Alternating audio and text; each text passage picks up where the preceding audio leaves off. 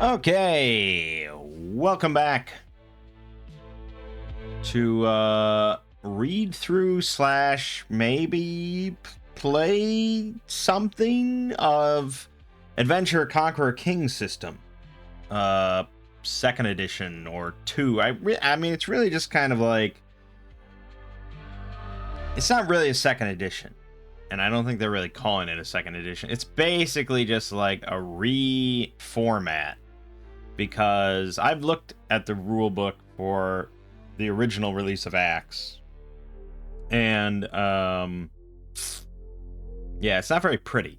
This book is definitely prettier, definitely better formatted, and I think this does incorporate various rules that they introduced in like supplements. I think that it's now part of the core rulebook. Like templates are not in the original book of Axe 1. That came in a supplement, so now it's just part of the base game. So overall, yeah, I mean, this is kind of like a definitive sort of release, which is pretty good. Anyways, right, so last time we kind of went through the whole character creation process for our basic bitch fighter, and you know, it was slow because we were going through like section by section and trying to figure everything out. I actually went ahead and I made a party. So we have an explorer, a crusader, and a mage, and it basically got progressively faster as I went, putting it all together, because now I kind of know what I'm rolling, you know, each section that I know I need to look at, blah blah blah. So it got pretty quick when I made that mage, actually.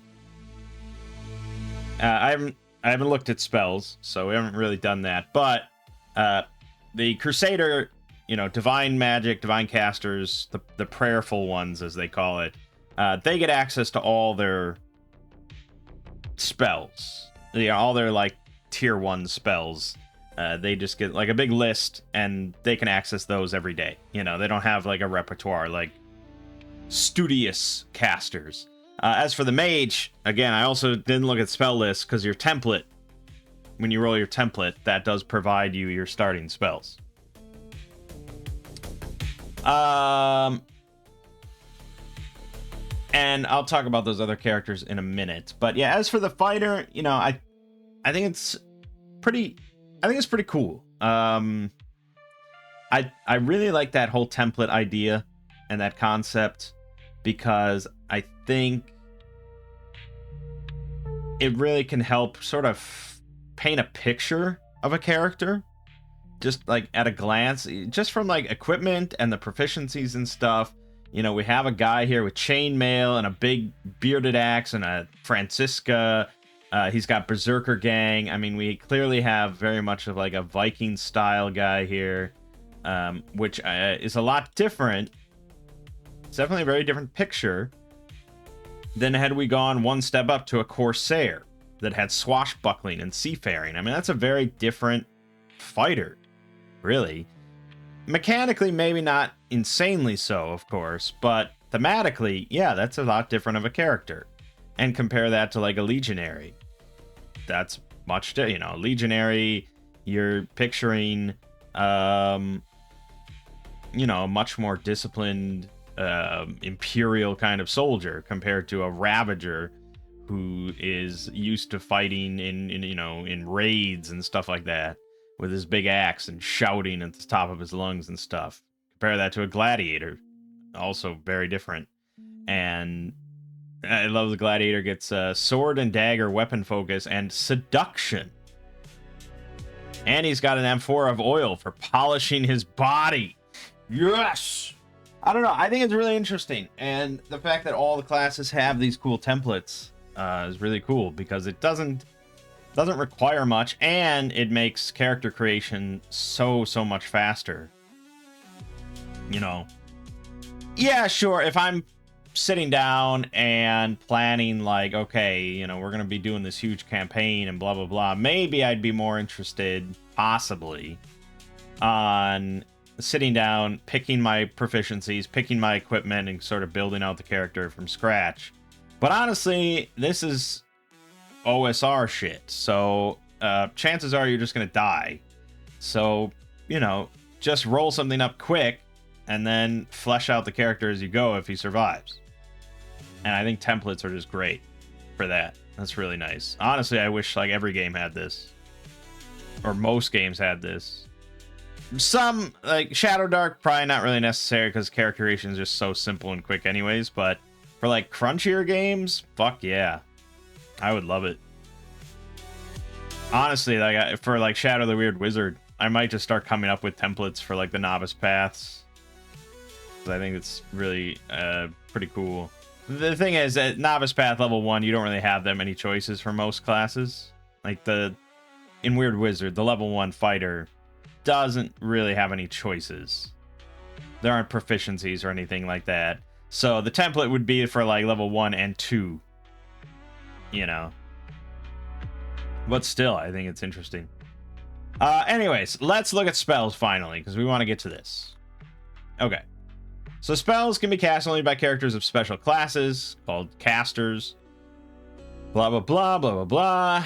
There are 2 magic types described in this book, arcane and divine. Other types of magic, such as eldritch, have been detailed in other source books. So on and so forth. We all know all about that sort of stuff. Spells have levels.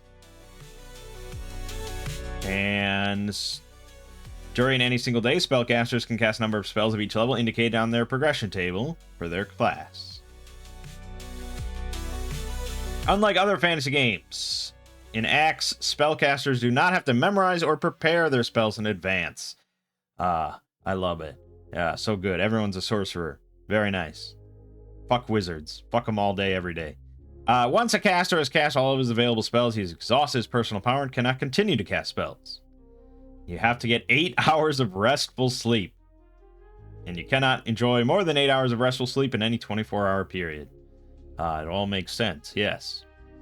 All spellcasters need to be able to move their hands and speak in order to make the gestures and say the incantations that bring magical effects into being. Cannot cast spells if you're gagged, your hands are tied, or you're under the effects of a noiselessness spell. Takes 1 round of game time to cast a spell. You cannot take any other actions during the round you cast a spell, and as described in the initiative section of Chapter 6, which we haven't gotten to, you must announce the intention to cast a spell prior to initiative being determined at the beginning of a round. If you take damage or fail a saving throw that round before the spell is cast, the spell is disrupted and fails. Ooh, that's hefty. That's hefty. You got to be damn sure you're going to get that spell off. And I guess it's like you start incanting something and the monsters go. Like, I feel like any intelligent creature is just going to be like, okay, get a fucking arrow through that guy's skull now. You know, like, I don't know. I feel like as a DM, how could I just let that go? You'd have to target the caster, right? Which is a bummer because, as we'll see, at my caster that I made, my mage, he has actually a negative AC. So, pretty easy to hit and pretty easy to kill. So, spellcasting, not too safe. Some spells require other conditions to be met before they can be cast. Blah, blah, blah. Lore, spell repertoire, Each caster has his own spell repertoire. So, most of the divine casters in this book are prayerful. The dwarven craft priests and the witch are studious divine casters. All of the arcane casters in this book are studious. So those are the 2 different things. So if you're prayerful, you get a list of spells, and you can access any of those ones, as I said.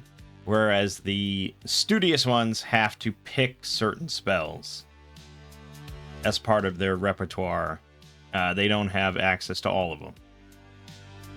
And so that's pretty much what it says here. Each prayerful caster has a repertoire consisting of 10 to 15 spells of each level they can cast, representing those miracles the deity has empowered him to perform. It talks about the types of spells each one gets access to. So yeah, the Crusader list is different than the Blade Dancer list, different than the Priestess list. And those are all listed. They're listed down. I looked at them.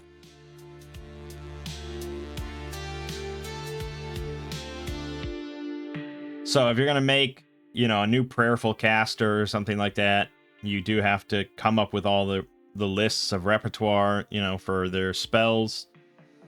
So that is, something you got to decide of what spell, there's definitely work involved in making a class in this system. It's not wham bam done. To stay in the favor of his deity, a prayerful spellcaster must pray at an appointed time, usually sunrise or sunset, for at least 1 hour per day. Counts as an ancillary activity. If you fail to pray at the appointed time more than once in any 7 days, you become disfavored by the deity. Each time a disfavored caster casts a spell, you must roll a 1d6. On a 1 or a 2, the spell fails. So you suddenly introduce a 33% failure chance.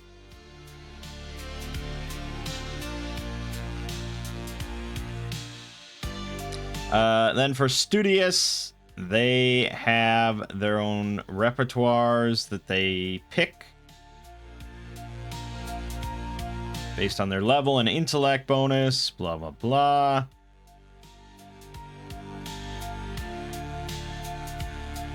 It is possible, indeed common, for a Studious caster to have fewer spells in his repertoire than the maximum amount his class level and intellect would otherwise permit, because a Studious caster must have access to spell formulas in order to build his repertoire.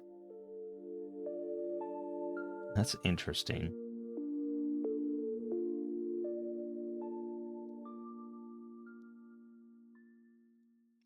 To keep himself attuned to the power of magic, a Studious caster must track the alignment of the celestial spheres, the astrological movement of the stars, the waxing and waning of the planets, and other factors of metaphysical importance.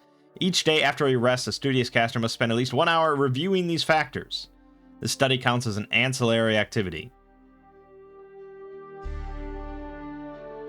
So basically, every day, the casters in your party, after waking up, are probably going to have to spend an hour of time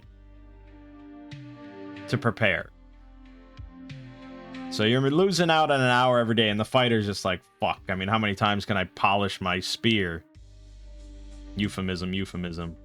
But yeah, and I guess, if you're ambushed or something, you still have to remember to spend the hour studying.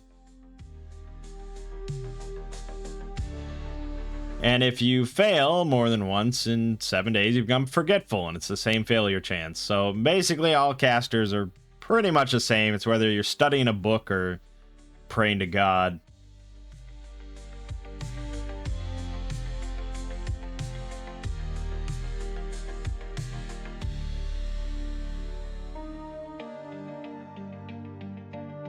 Each time he advances in level, a Studious spellcaster increases his maximum repertoire by 1 or more spells. To take advantage of this increased maximum, the caster will need to acquire the spell formulas for the spells he wants to add to his repertoire.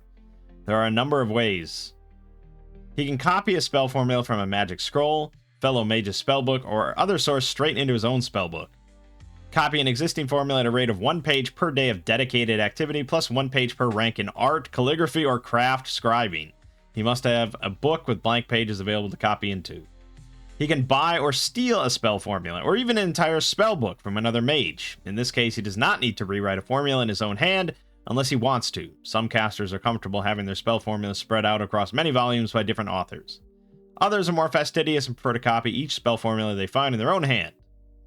Or he can engage in spell research in order to discover the formula for an existing or new spell. Spell research is a lengthy and expensive proposition that only can be pursued by experienced casters. So did you catch all that? If you missed it, I'll sum it up real quick. Basically, when you gain a level, you don't automatically get Fireball or whatever. You don't automatically get a new spell to put into your book. You have to obtain the formula. And unless you're a high level, you can't just come up with it out of the fucking ether, You're just a script kiddie at a low level. You have to find someone else that has like cracked the code of Fireball, and then you have to copy it down. I mean, I kind of love it. I think it's fantastic. I think it's realistic, and yes, I like all of it. Because it's like, why? You know, why would a wizard just suddenly know exactly the incantation from one day to the next of how to cast like a brand new spell they've never cast before, and they can cast it perfectly, you know? Just like one day you don't know how to throw a fireball into a crowd of goblins, and then the next day you just do. So yes, I think this is fantastic, and I think it's so like on brand with everything else going on here.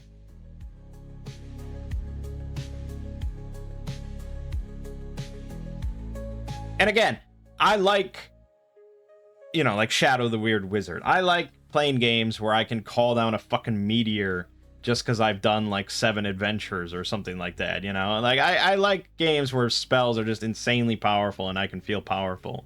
But I also like something more like this, where there's a lot of work involved in spell casting, and it can be very powerful, but it's a risky proposition. It's dangerous. It's time consuming.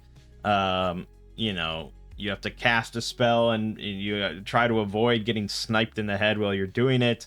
But you fucking earned that spell casting, you know? And that's old school D&D. And I don't think that this is a rule from old school D&D. I don't know.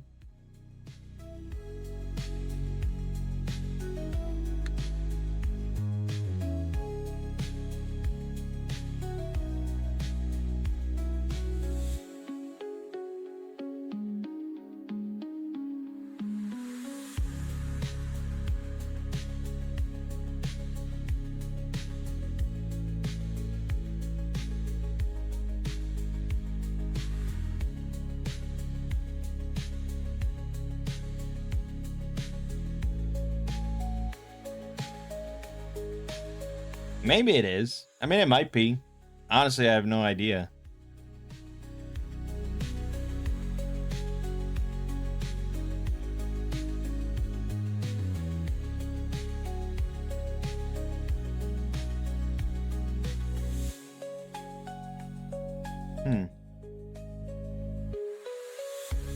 I'm just glancing at like OSE.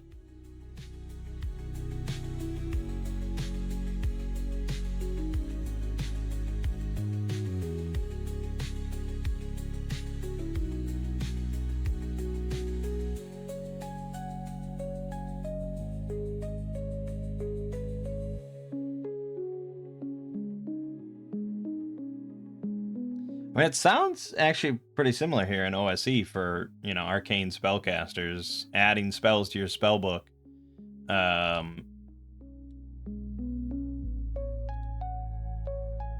mean, it says here, it seems even more limited. I don't know. I wonder if people are playing OSE like this by the rules here, because it says possible in 2 ways to add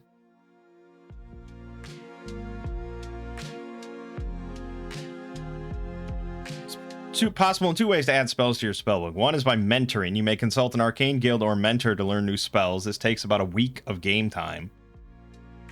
Or you can add spells by means of magical research.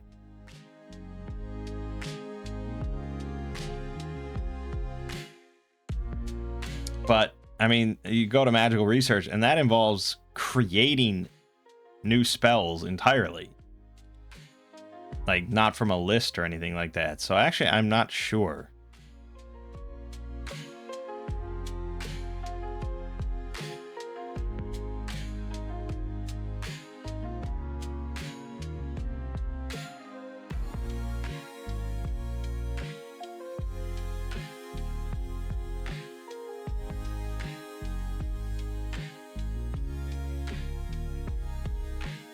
I mean, it's pointless. I mean, I don't know why I'm looking this up. I was just kind of curious as to this. Is this an axe thing that's very specific to axe?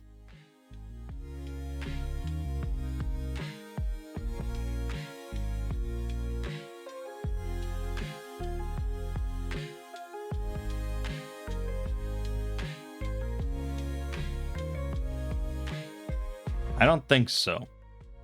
There's a lot of comments here saying that as you find scrolls and spell books, you can add them to your spell books.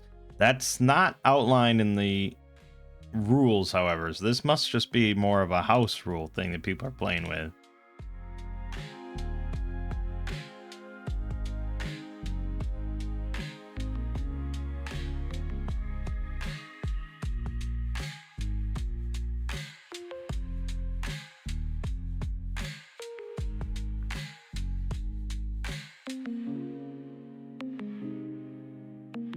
I don't know, but then it's kind of implied that your spellcaster always just has a mentor. And you just, every time you level up, you spend a week, and that's how you get your new spells, and you don't have to think about it. I don't know.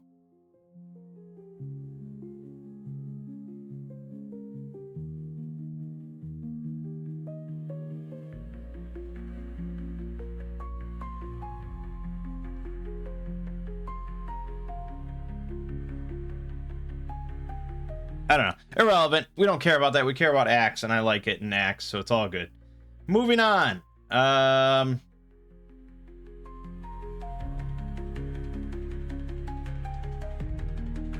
So sometimes through bad fortune or enemy action, your spell book might get lost or destroyed. If necessary, you can rewrite the spell formulas from memory. 1 page per day of dedicated activity, plus 1 page, blah, blah, blah. Spell reversal. Marked with an asterisk on the spell list can be cast reversed. Okay, so when you cast Petrification, you can turn a flesh and blood creature into stone, but when you cast the reverse spell, Depetrification, you can restore a creature that's been petrified back to life. Okay. Studious spellcasters must treat the normal and reversed version of a spell as separate spells for purposes of their repertoire. Prayerfuls, though, know both on their spell list. But the lawful divine spellcasters prefer to cast spells in their normal forms, such as remove fear over cause fear and cure light injury over cause light injury, and will use the reversed forms only against chaotic opponents. Okay. Spell signatures. While spells have general effects that are common to all who cast them, the specific sensory effects associated with the spell inevitably vary from caster to caster. This is known as the spell signature. Player of a spellcaster can write a short description of the signature for his caster, or detailed descriptions of the signature of each spell as he desires. Again, it's one of those things you wouldn't bother at level 1. You're level 1 mage with like 4 health and negative AC. You're not going to bother coming up with spell signatures for all his spells. But, you know, 7th level, 8th level mage that's proven himself and has a good repertoire and is capable, yeah, you might sit down. You're invested in this big campaign and this big character that has a lot of power. All right, spell types. There are 13 different types of spells. Of course there are. Blast, Death, Detection, Elemental, Enchantment, Esoteric, Healing, Illusion, Movement, Protection, Summoning, Transmogrification, and Wall. Yeah, I would say that probably covers most things. Alright, let's get to the list. So, there are 36 first-level arcane spells in the core rulebook. That's a good number of spells. 36 second level, 36 third level, 36 4th, 36 5th, and 36 6th.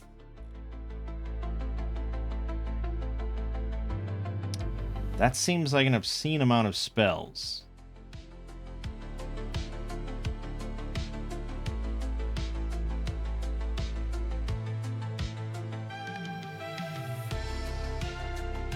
And these don't even include the reverse.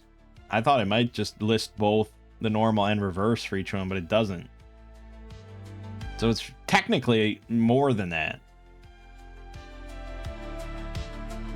30 of each 6 tiers for divine as well. So how many is that total?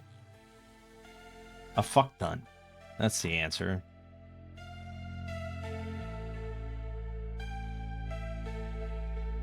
Let's see. 36, 72, 98. 98 times 2 is 196. So 196 arcane spells and 180 divine spells.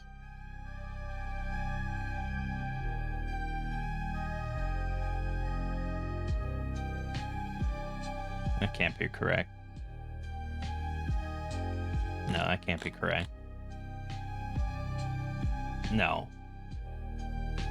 108 times 2. I'm sorry. I don't do math, all right? I make YouTube videos. So there's 216 arcane spells, 180 divine spells. That's a lot. Okay, so then you get into the specific spell repertoires for each divine class or each prayerful class. And so that's 10 for each tier. So there is our Crusader first level list that he or she has access to. Counterspell, Cure Light Injury or Cause Light Injury. Discern Evil or Discern Good, I guess. Destroy Dead, Discern Magic. Holy Circle or... I don't know. Unholy Circle. Illumination or Darkness. Remove Fear or Cause Fear. Sling Stone and Word of Command. And we'll look at what all those are. Okay, and then we get into all of the spells. And there's a lot of terms that get thrown around for spells, so on and so forth. There you go. All right, so we have spells. So you got the name, you've got arcane or divine, and the level. You've got the type of spell it is, which it could be more than one type. The range and duration, and a good old description. We're not going to go through all of these, because that will take a very, very, very long time. A lot of these are going to be kind of staples, I would imagine. Like Animate Undead is pretty much a staple. But Angelic Choir, I don't know. I don't know if that's a staple. I don't think so. Creates an auditory illusion of choir music. So you can initiate the God Choir during your big boss battle.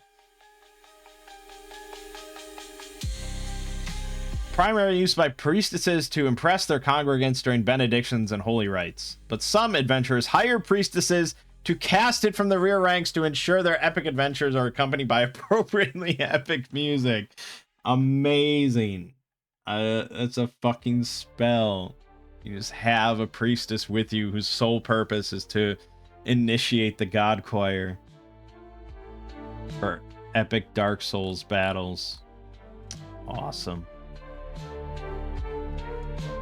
Arcane Shift. Instantly teleport caster or a single target creature within 15 feet to a destination within 360 feet. Designate it by accurately visualizing it by stating direction and distance or by looking at the spot. But you can't telefrag. Target that wishes to avoid being teleported can make a spell saving throw.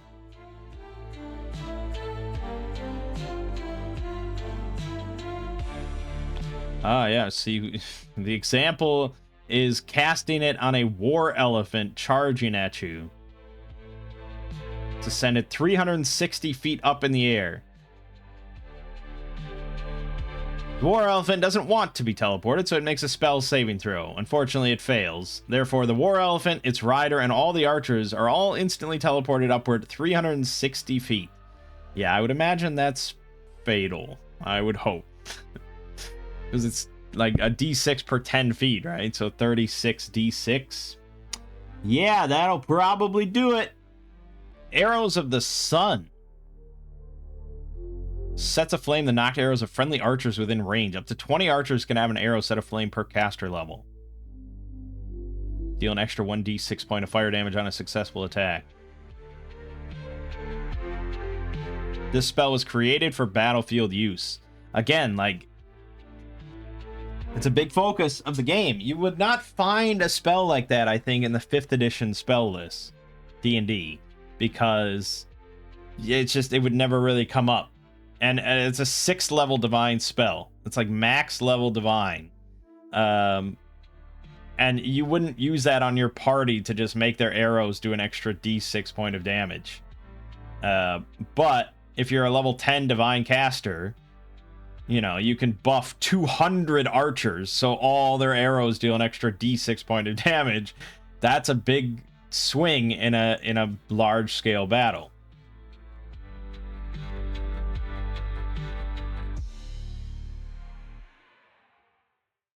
Yeah, anyways. Banner of Invincibility.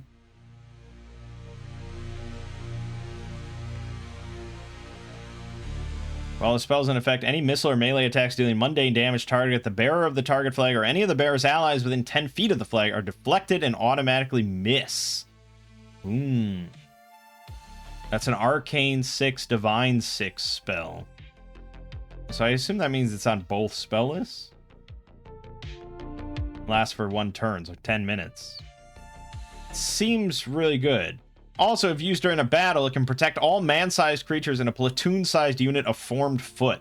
The unit cannot be hit by missile or melee attacks from units that cannot deal extraordinary damage, and is never considered threatened by enemy units that are unable to damage it. Man, that seems crazy. But I guess it's 1 platoon, and that's like your, you know... Well, the caster doesn't have to be there. They just have to touch a banner, pennant, standard, or other flag. But yeah, that's, if I was going into battle, I would like to be that flag bearer. That would be good.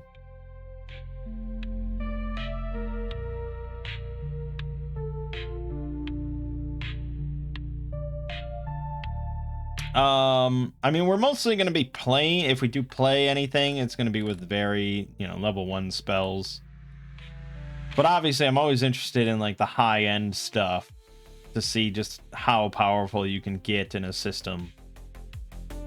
Bloody Flux. Nice. Awesome. Bloody Diarrhea. Oh, it's vomiting blood. Okay. Death saving throw. If they succeed, no effect. Fail, they begin vomiting blood. At the start of its initiative, the vomiting creature suffers 1d12 damage from its gory retching, then makes another death saving throw. This fails, it continues vomiting. Continues until the effect is dispelled, creature dies, or it saves. Yeah, that's fun. It's fun spells. You can bewitch a monster, boil blood. So that's level 3 arcane, but level 5 divine. 225 feet range. It's huge. Boiling the blood of a creature always inflicts terrible internal wounds and great suffering. It might cause it to explode like an overheated furnace. Target must make a blast saving throw.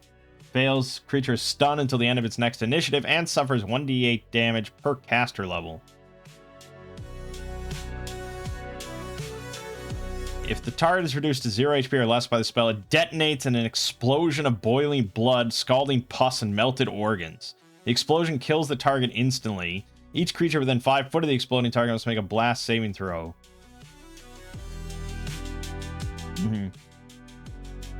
Also damages objects in the area and sets combustible materials alight. I mean, it's just like, again, like, picturing a big battlefield and you're walking in there and your platoon is fucking immune to, like, all damage, and you just, like, point your finger at a guy in the distance and he explodes in blood all over the rest of his unit. I think it's great. I think it's fantastic. You can summon a herd of Pegasi. You can summon a bunch of mammoths. Summon a big bunch of horses.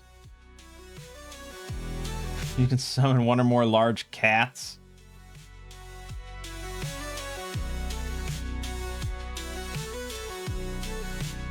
So if you're a level 11 divine caster, you can summon 4 lions or 15 lynxes. Summon griffins, summon a bear, summon a wolf. Okay. I imagine that's almost certainly in the shaman repertoire. Okay, so it doesn't summon it, really. It takes 10 minutes to cast, at which point the wolf begins to travel to your destination at its expedition speed. So it doesn't materialize out of thin air. The wolf has to come to you. If it's cast in an unsettled hex of wolf's native terrain, woods, hills, or mountains, the wolf will take 1d6 turns to arrive, so up to an hour. If it's cast in any other type of hex, time is increased by 90 minutes per 6-mile hex between the caster's hex and the nearest unsettled hex of native terrain.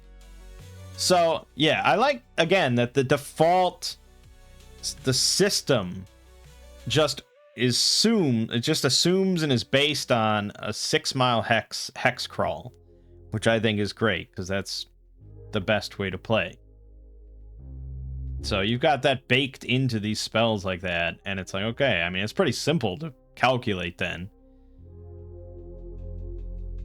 If you're in a city somewhere and you call down a wolf, yeah, it might take a while. But usually in a city, there's going to be hills or woods pretty nearby. But will it be unsettled? I don't know. But it might take a while. I just love it. It's like, well, I called the wolf. It'll be here in a few hours at most, you know. It'll get here. And then eventually it's just like, it gets there and it's a wolf. I mean, it's good. It's a wolf. It's not like amazing. Just waiting 3 hours. And it lasts 1 day.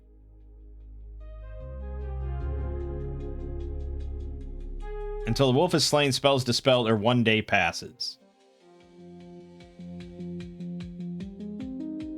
And it can only be cast once per day. Now, when they say once per day, usually that does not mean a 24-hour period, right? Usually that means from rest to rest.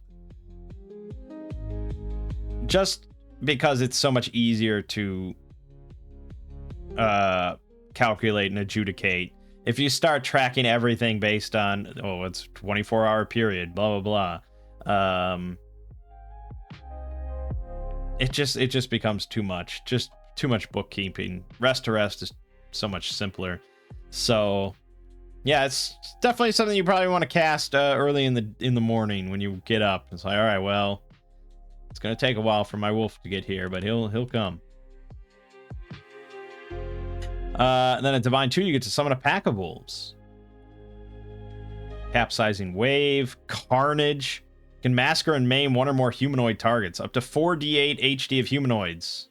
With fewer than 2 HD can be targeted by the spell. Each target must make a death saving throw. If they fail, they're instantly torn apart in a shower of blood and gore. Even if they succeed, they suffer 2d4 damage and must immediately roll on the Savage Mortal Wounds table and suffer the result listed under permanent wounds suffered. This spell indiscriminately slaughters its targets. It does not afford the caster any way to differentiate friend from foe except insofar as he chooses to use fewer than the full HD available, or he has 2 creatures as eligible targets with the same hit dice and not enough excess to affect them both.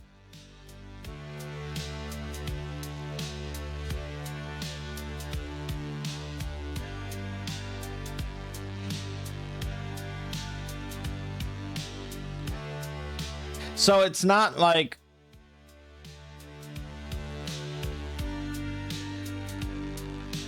Okay, let's read the example for Carnage.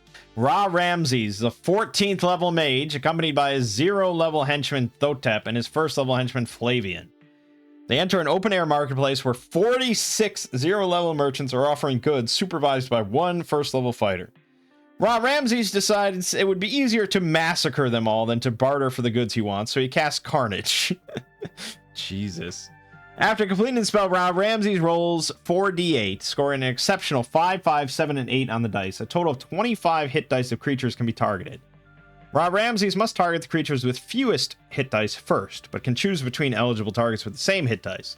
He first targets the 46 0-level merchants. That uses up 23 of his 25 hit dice. He'd like to target the 1st-level fighter guarding the marketplace, but to do so, he would have to first target 0-level Thotep. Ra Ramses graciously accepts Thotep's sacrifice for the cause and targets the hapless henchman. He's now used 23 and a half of his 25 hit dice. He now targets the fighter, which uses up another 1. He only has half remaining, which is not enough to target anyone else. The excess is wasted. Jesus. I mean, that is just pure indiscriminate AoE out to 225 feet. Incredible. I mean, yeah. What a fucking spell. Again, just, I mean, the example I just love is an open air marketplace. But he's a 14th level mage. I mean, who's going to stand up to it? It's insane. But yeah, I mean, on a battlefield, maybe, but again, it's indiscriminate, so it's iffy. That is a hell of a spell. It's not even a max level arcane spell.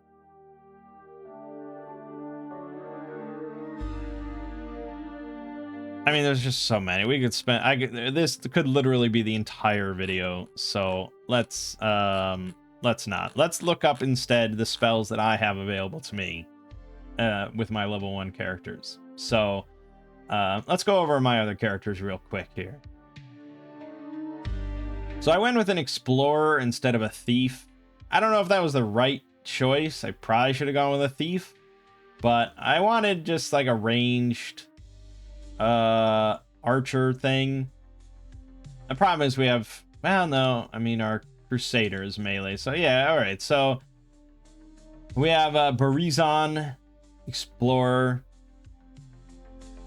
and you know, the core key attribute for them is constitution. So I rolled my 5d6 drop low, and we got an 18 constitution. So Barizon actually has more hit points than our fighter. Then from there, it was all very middling, exceptionally poor. You know, the 4d6 drop low, you're guaranteed at least a 9. Yeah, I mean, yeah. It's all zeros. Charisma, I did end up with a negative, and for some reason on this character sheet, it doesn't fit a -1. So I just put negative. We know what it means. Now explorers do get the damage bonus from fighters, which is nice. They get the fighter attack, progression, and saving throws. So not too bad. I mean, they're definitely similar to a fighter. We ended up with the Mariner template. I could have gone for one of the lower ones, but this was the only one that seemed appropriate for just like fighting. I didn't really care about land surveying or labor construction. So we got Mariner with swashbuckling and seafaring. We get a short bow, a scimitar, and leather armor. So with leather armor, we end up with a 2 AC. Again, this is modified by your dex mod. I really wish that would have been positive. That would have helped a lot. That would have helped a hit bonus on our bow. Would have helped our initiative. Would have helped our AC. Would have been really good, but it is what it is. The short bow does 1d6, but again, we have damage bonus on all of our shit. So that helps. We have 20 arrows, and you better fucking believe this is a system where you are tracking individual arrows. I wouldn't be surprised if there's rules somewhere for picking up arrows or seeing how many you get, or how many break, or I don't know, there's probably somewhere. We'll get to that. But yeah, there's no just like hand waving or, you know, like equipment die or anything here. You're tracking your fucking arrows. In fact, yeah, I think you have check marks here. 3, 4, 5. Yeah, so this is 20 arrows. So you can just check them as you go. You better believe it. The scimitar is also 1d6. Pretty basic. And then the dagger is a d4 and can be thrown. Pretty simple. I mean, not very complicated. They also come with 50 feet of rope, a grappling hook, tinderbox, 12 torches, a wineskin, and 2 weeks of rations. So they're definitely meant to be, you know, on extended trips out into the world. They have a lot of starting class powers. They get alertness, ambushing, animal reflexes, endurance, evasion, pathfinding, and natural stealth. So several of those things are to help them avoid surprise. They get a bonus to initiative. They get endurance like our fighter does. They can ambush enemies, which is pretty big because it's like backstab. You get +4 on the roll and deal an extra die of damage. So they're going to ideally try and make that happen as often as possible. And then they get a couple things for helping the party evade wilderness encounters and avoid getting lost when in familiar territory. So at first level, you're considered familiar with the settled territory of your starting region, as well as unsettled territory within one 24-mile hex radius of settled territories. Again, the defaults and is based around a hex crawl. That is how the system is set up. And I think it's great. And I think more people should do it. With each additional level of XP, the radius increases one 24-mile hex further from settled territory. So yeah, you want to operate within your starting region, which is the general path anyways. Then for swashbuckling, well, for seafaring, we know how to sail. That's it. That's what it does. We could know how to sail or know how to row, and I went with sailing because I thought that was cooler. Well, that's it. And then swashbuckling, when you're wearing light or no armor, and your encumbrance is less than 5 stone, you get +1 AC. Funnily enough, the starting loadout does not allow for that, so we don't actually get that benefit. And the reason for that becomes from our backpack here.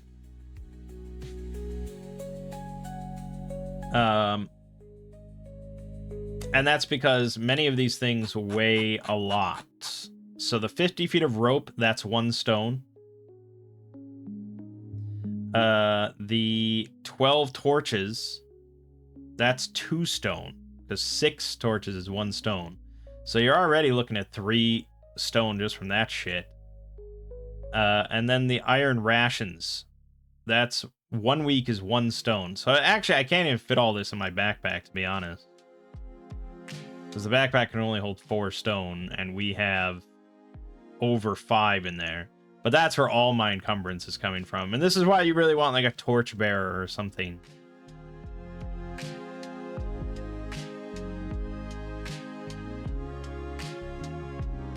So I don't know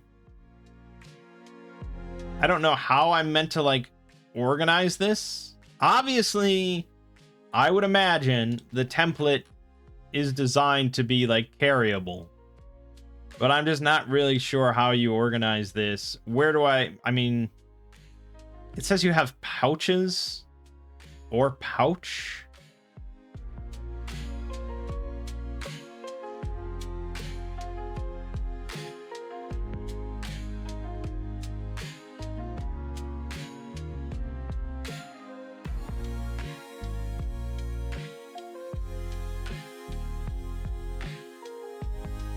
Doesn't really say. A backpack can hold 4 stone. I know that. I looked at that. But I'm just not sure about like.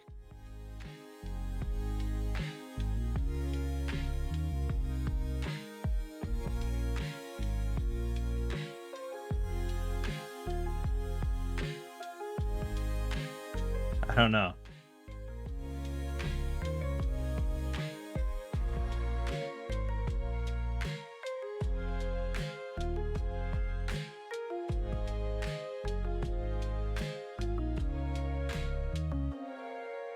I mean, on the one hand, I'd say it's not that big of a deal. It doesn't really matter because you're all just carrying it. I mean, this isn't Cataclysm, Dark Days Ahead.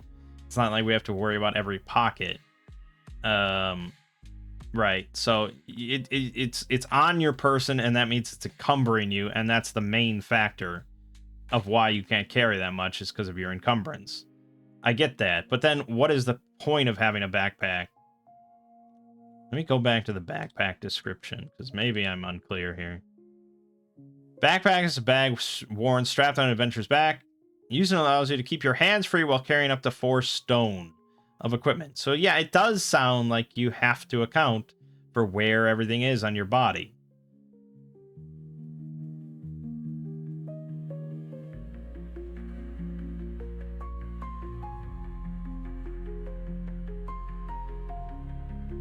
In which case, I don't know. I don't know how to organize this.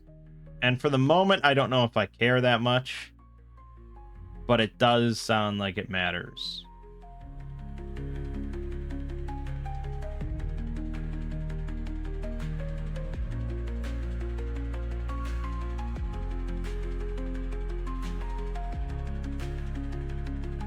I don't know, actually. I don't have any sacks. I'm pretty sure about that.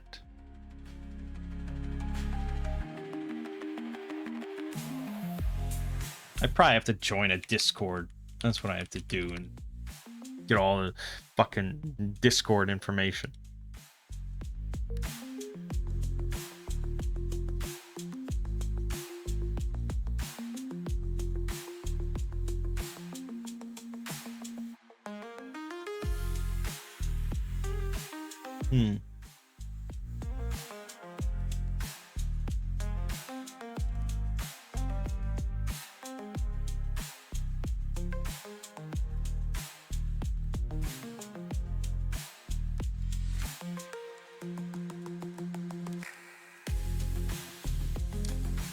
I mean, I'm definitely not misunderstanding the encumbrance rules for adding up items, because the template tells me that my encumbrance is 8 and 2/6, which when I added it up, that sounded correct.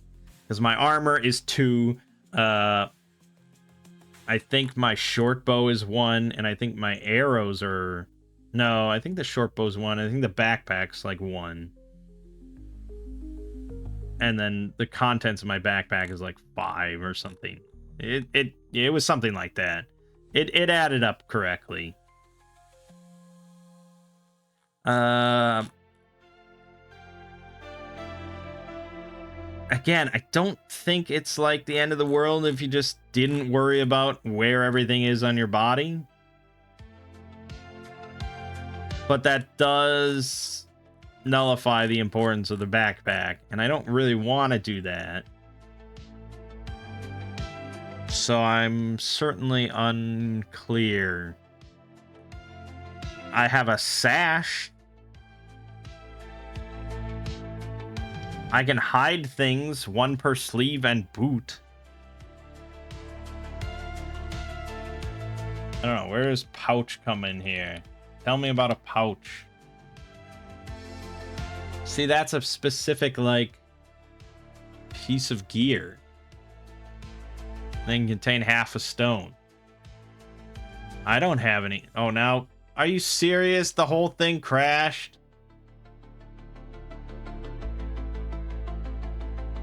Fuck. Damn it. Why?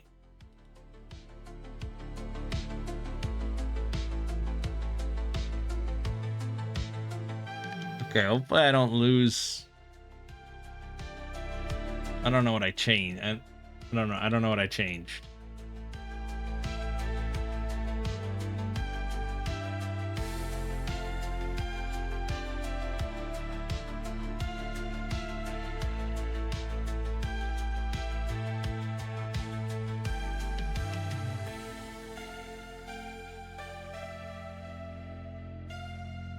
I don't know what I changed, but it's fine. We're fine. We're good. We're good.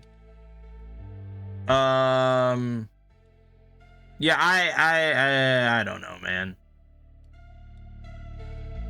I don't think it's really important for me to sweat at the moment, but I would like answers at some point. All right, anyways, right, so that was Barizon, our explorer.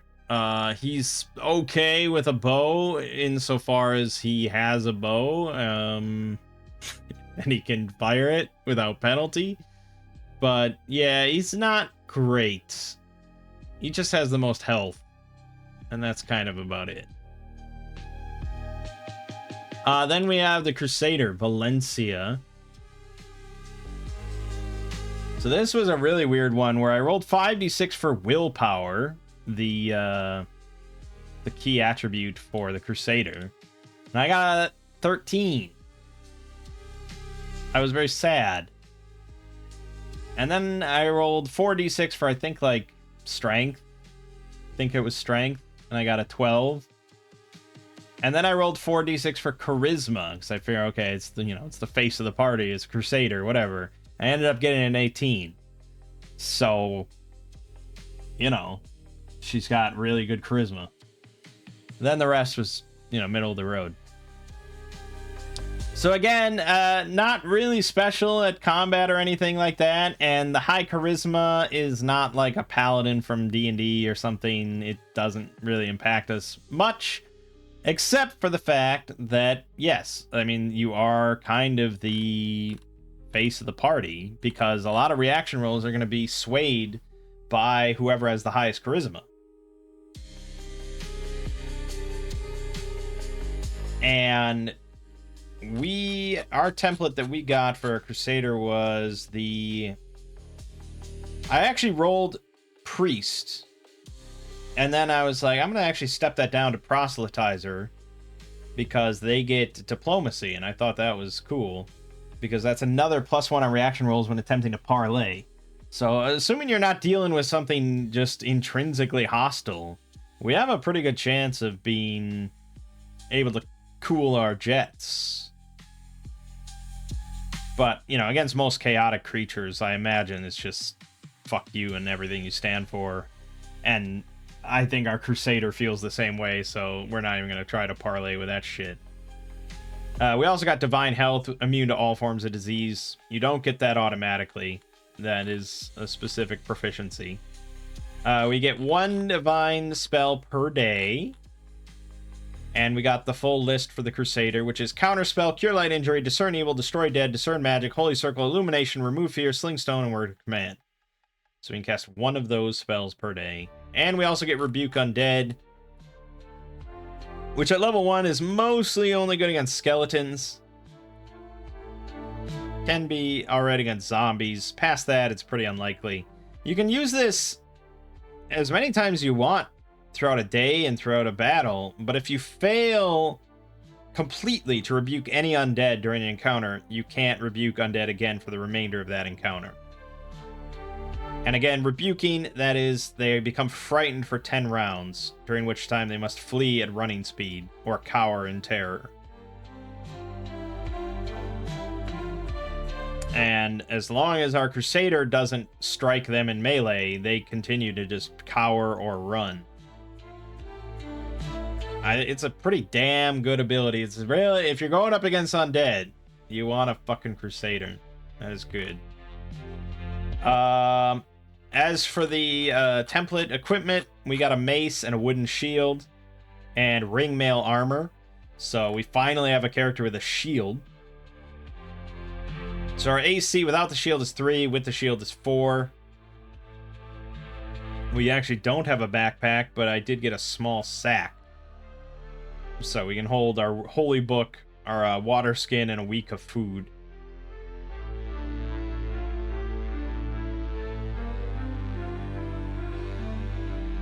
I don't know where it's implied that the sack is being held. I can't imagine I'm holding it in my hand. I don't know. I would say the inventory and how that's all laid out so far seems to be the weakest part of the game. Just insofar as it doesn't seem to be clearly explained. But maybe I'm getting thrown off by this specific character sheet, where it's trying to, like, lay it out like a paper doll system. And the book... This is a fan-made character sheet, so the book does not lay it out like this. So if we look at just the character sheet given here, which is displayed vertically. Oh, I guess it does also do this paper doll thing. Yeah, okay, never mind. But it has hanging from belt as an option here. And I think that's where you're hanging a sack. And perhaps hanging some other stuff. So our explorer could probably hang like his rope from there. I don't know. That's a good question. Hanging from belt. Is that term ever... It's gonna fucking crash again, probably.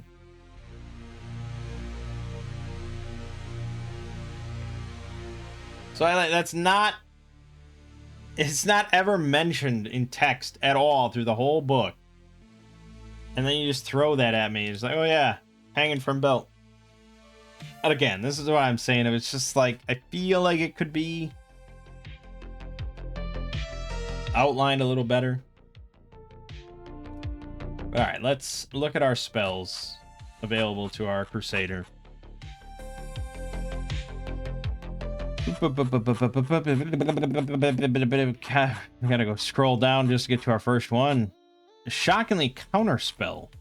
It's the first divine spell that we get. It's wild. Oh my god, there's so many spells.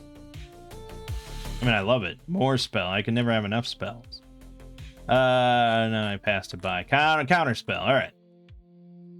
Can extinguish a single ongoing spell or spell-like effect that has been cast on a target creature or object. It's used on a willing creature, an object held by a willing creature. The caster can choose which spell or effect to target. Used on an unwilling creature. Creature must make a spell saving throw. And if they fail, then one random spell or effect on the creature becomes target of the spell. Then, once the target spell is determined, caster must make an attack throw versus the spell or spell-like effect, treating it as a creature with an armor class equal to the difference in caster level between the creator of the spell effect and the caster. If this attack throw succeeds, spell or effect is extinguished. Some spells and effects cannot be ended by counter spell. Alright, so this is less like a counter spell as we would imagine it, where a caster is casting something and we say, no, you are not casting that. And this is more like dispel magic, where something has already been affected and we want to undo it. I do think that is fairly valuable.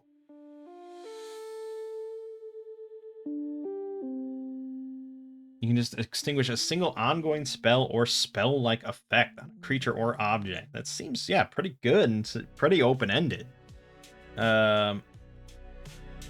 So you can't do it on spells or effects that are not cast on creatures or objects. So if there's just a wall of magic fire, you can't counterspell that, because that is its own magical effect. This is specifically a creature or object. You can't use it on curse spells or effects, petrification spells or effects, and quest spells or effects, as well as magic items with permanent duration and diseases caused by spells or effects. Can be used to extinguish spells or effects on a creature or object made permanent by ritual magic, only if the caster is of higher level than whoever made the effect. Alright. Yeah, pretty useful, I think. Cure light injury. 1d6 plus 1 damage. You can also cure paralyzation in lieu of healing for damage. Cause light injury is the opposite. 1d6 plus 1 damage touched by the caster. Undead are injured by cure light injury and healed by the reverse. Yeah, pretty classic. Discern evil. Allows you to discern whether areas, creatures, and objects within range and line of sight are evil. If so, the caster sees a sinister crimson glow emanating from the area, creature, or object. Only the caster sees the glow. Areas are considered evil if they are sinkholes of evil. Creatures are considered evil if they are enchanted creatures, such as summoned monsters or undead, of chaotic alignment, or if they have evil intentions towards the caster. Normal characters, even if chaotic, are not detected by the spell unless they have actively evil intentions against the caster. Yeah, I mean, chaotic is not necessarily evil. This is not discern chaotic. Objects are considered evil if they're enchanted with or can be used to cast death spells, reverse healing spells, enter necromancy spells, blah, blah, blah. Other objects might qualify as evil too. Poisons, physical traps, natural animals are neither good nor evil. You can also reverse it to be discern good.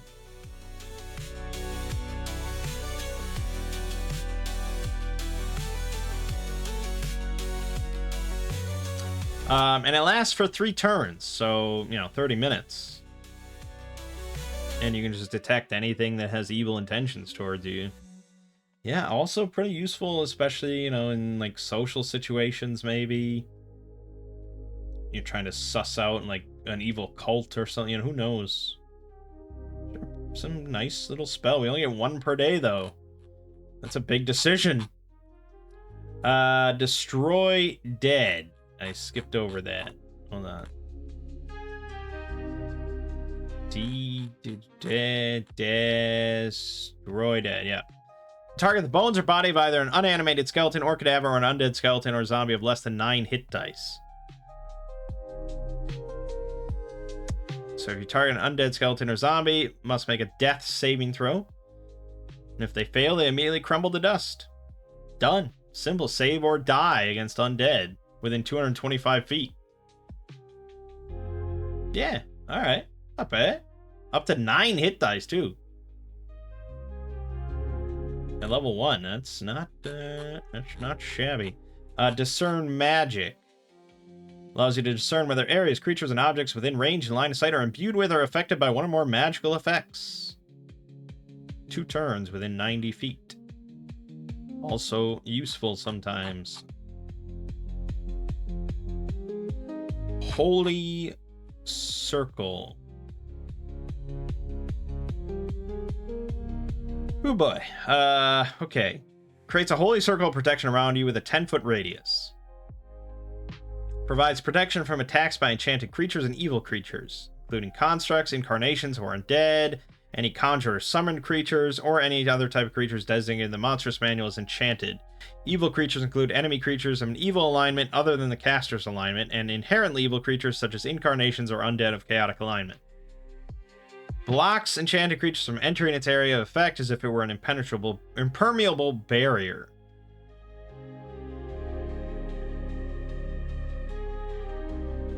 Expires if the caster or any protected creature makes an attack against, casts a spell on, or tries to force the barrier against a blocked creature. Does not block evil creatures from entering its area of effect, but provides some defense against them. All creatures within the radius gain +1 bonus to AC, +1 bonus on saving throws. Against evil creatures. Creatures can leave and then re-enter.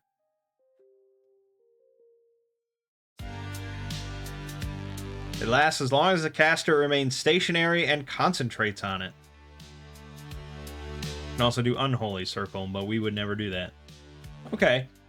You just make... Yeah. I mean, if you're going up against just purely evil creatures and you bunker down, I guess.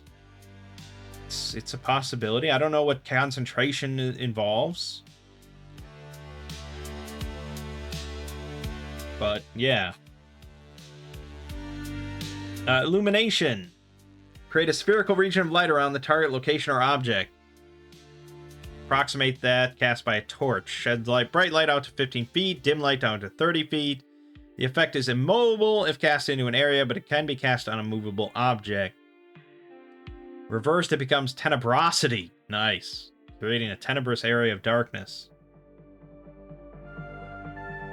Yeah, so pretty simple. It lasts for an hour plus 10 minutes per caster level. So quite a while. You can just cast it on a sword or a, piece of clothing, whatever you want, and then you just have... It's light. It's the fucking light spell. We all know what it does.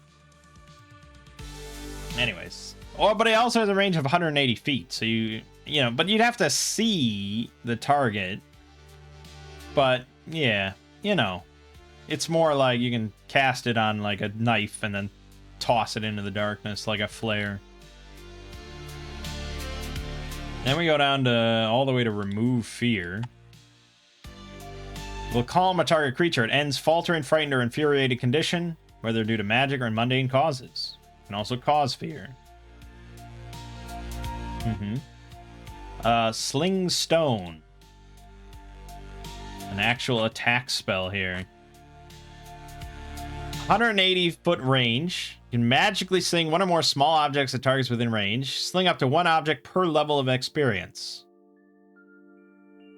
Must make a successful attack throw with each object. Each object that successfully hits deals 1d4 damage to its target.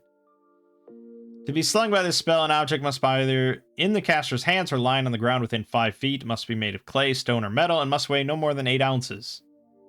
Most casters will carry a pouch of sling stones or bullets for use with this spell, but if necessary, you may resort to slinging objects that are littering the ground nearby. And they have a table, depending on the area that you're in, of how many slingable objects there could be nearby.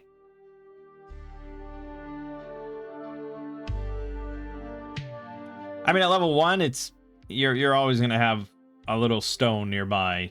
But if you're using this at like level 8 and you're slinging 8 objects, there might not necessarily be 8 slingable objects near you. In an empty room, no. So then you probably want a pouch. And I like that it doesn't require like a level 8 spell slot to do that amount of damage. Like, it's still a level 1 slot. And you're doing 8d4 damage, potentially. Just out of curiosity. So a Crusader at level 8 would have 3 level 1 spell slots per day. It's not bad, right? I mean, 8d4. I don't know how things scale up to that point. But it's not like we get damage bonuses or anything, so I don't think our normal attack is ever going to do 8d4 damage. So, yeah, seems viable eventually. At level 1 seems pretty shitty. I wouldn't waste my spell on it. But, you know, eventually. And then last, we get Word of Command. Oh, so many spells. Look at how many spells there are.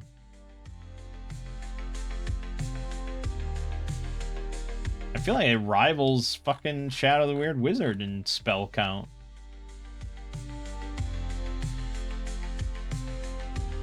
Jesus. So many. Word of Command. All right. 15 feet range. Empowers the caster to give a living target a one-word command, such as approach, die, drop, flee, halt, submit, surrender, or sleep. Target must be able to hear and understand the word spoken. That is an important thing. Cannot command a crocodile or something. Target has to make a spell saving throw. If they fail, they are immediately affected by one or more conditions, and on its next initiative, it follows the command given. All the conditions except prone expire at the start of the target's subsequent initiative. Prone condition ends when they use an action to get up. So it's just, you're determining their next action, basically. So you can have them approach you. You can have them confess to some criminal or shameful act in the hopes of impressing, placating, or pleasing the caster. It need not have actually committed the act. Ooh, it's a little murky then. Might not be telling the truth. Die. Die is just a command. They immediately fall prone and become unconscious. On its initiative, it takes no action. Well, that just seems kind of better than a lot of things. The fucking die command. You might not always want, but he doesn't die, he just becomes unconscious. I mean, there's no like moral issue here, right?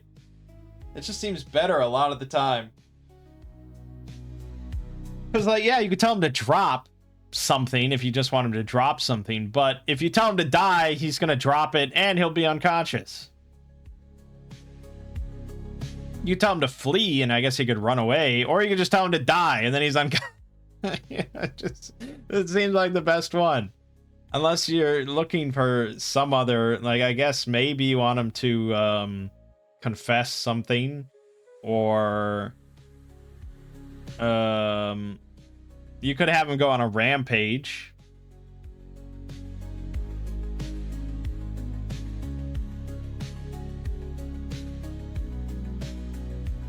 I don't know, die seems to be the best if all things are equal. Like, you know, there's no like, it's not a harder save or something like that. It's not a harder roll to have them die compared to just like flee. Like, why would you ever pick sleep over die? I don't know. I'm not sure. Anyways, that's all our Crusader spells. So Cure Light Injury, obviously, always very useful in like a dungeon combat sort of scenario. I think Counterspell also has a lot of potential depending on like what you're encountering within the dungeon. You could just remove some sort of enchanted trap or something, like, I don't, who knows what. But at level 1, like, you're gonna be not that good at counterspelling anything that you find. So I don't know. The Cure Light Injury is probably the most useful. In more social situations, Discern Evil could be good, Discern Magic could be good, or Word of Command could potentially be amazingly good. But the fact that, like, Confess, not necessarily the truth, but if you strongly suspect that they've done something, I don't know, it's like, if you get a criminal, a would-be criminal in front of like a person of authority, and you cast this and you tell them to confess, does the general public know that it's not necessarily like the truth? I mean, they would know that you just cast a spell on him, so maybe it's not like entirely trustworthy regardless. I don't know. Interesting. All right, then let's look at our mage. Mage had a very similar issue of just like, fuck, I rolled 5d6 on intellect, I got a 13. I was not pleased. But it's sort of, the templates and everything kind of assume that you're going to have a 13 to 15 intellect anyways. So it's okay. And then I rolled willpower, like 4d6, and I got an 18 again. So we just have really good saving throws.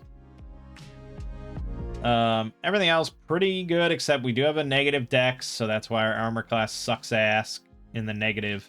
And we do have a +1 constitution, so we have 5 hit points. Mages get collegiate wizardry.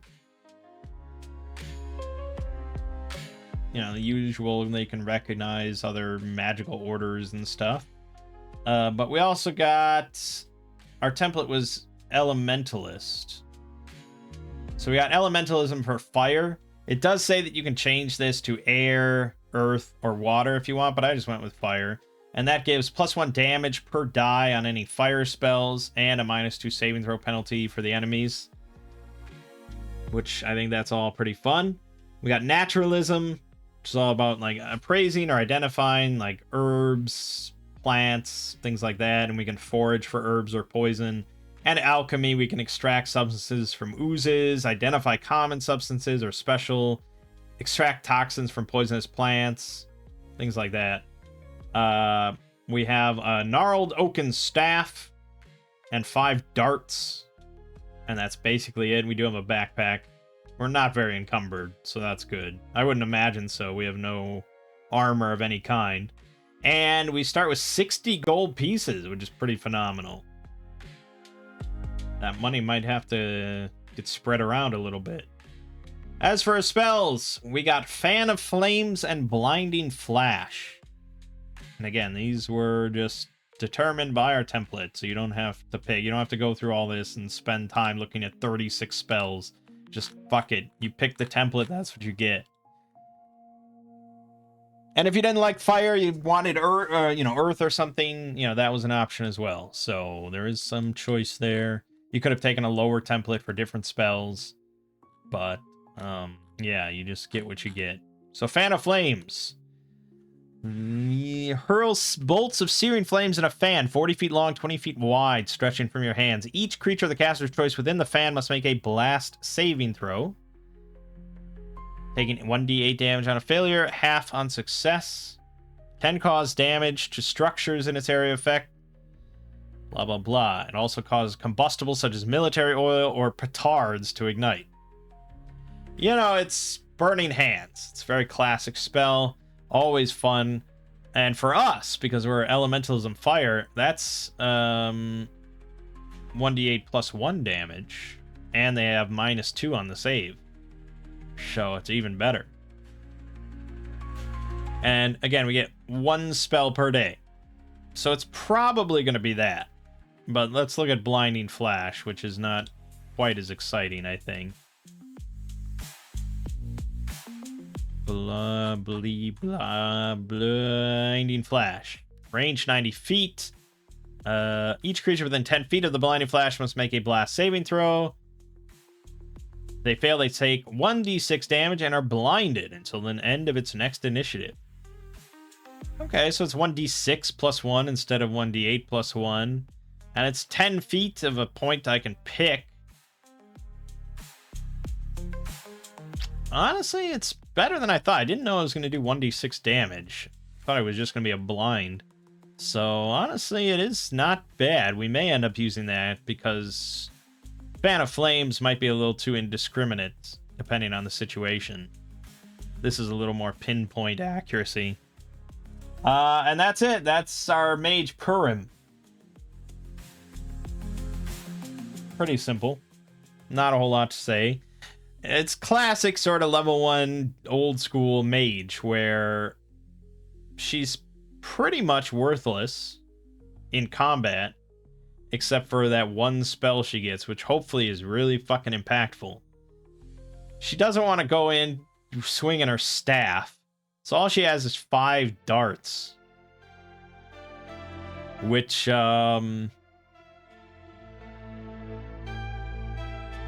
yeah, do D4 damage and range 15. And she ain't got no bonuses of any kind, so, you know. It is what it is. Alright, so that's the spells, and we went over all the spells, and that's all my characters that I feel like we're gonna play something. We're gonna have to try out the combat in some way, see how things go. But that's all the spells. We've got time to keep looking at some more actual gameplay stuff. So now we get into adventures. Delves, expeditions, and voyages.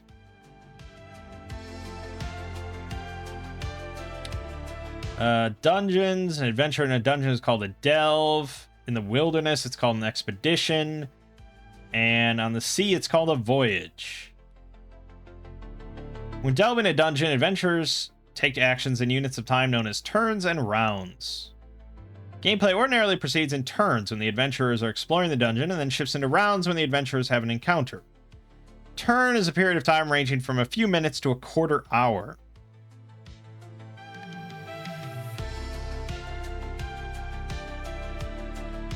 In a gladiatorial bout between two fighters, a round might be just 10 seconds, but in a huge battle between hundreds of troops, it might be a minute. For purposes of timekeeping, however, there are always 10 rounds per turn and 6 turns per hour of in-game time. Any extra time is assumed to be taken up by bandaging wounds, catching your breath, cleaning your weapons, and other background activities. Each hour of dungeon delving counts as a strenuous ancillary activity.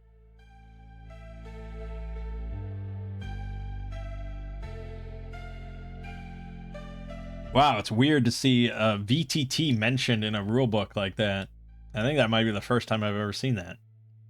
Yeah, I mean, that is a very common way of playing nowadays, so I guess I can't be too surprised.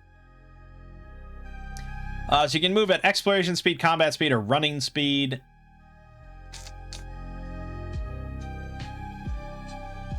Theater of the mind, blah, blah, blah. Exploration speed measured in feet per turn. Exploration speed is very slow, less than 1 mile per hour, but offers several advantages. Any party members equipped with a 10-foot pole can use their pole to probe ahead. Any party members who are in bright light can map the dungeon. You can concentrate on spells or effects. If you're proficient in searching, you can hastily search the areas you move through, and the party makes much less noise when it moves.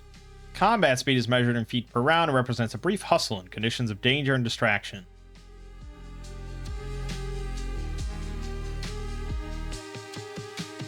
Used only during encounters or other circumstances, where time is tracked in rounds. Blah, blah, blah. Running speed. Adventurers moving at running speed must move forward in a straight line or gentle curve and are disordered until the start of their next initiative, suffering -2 penalty to AC.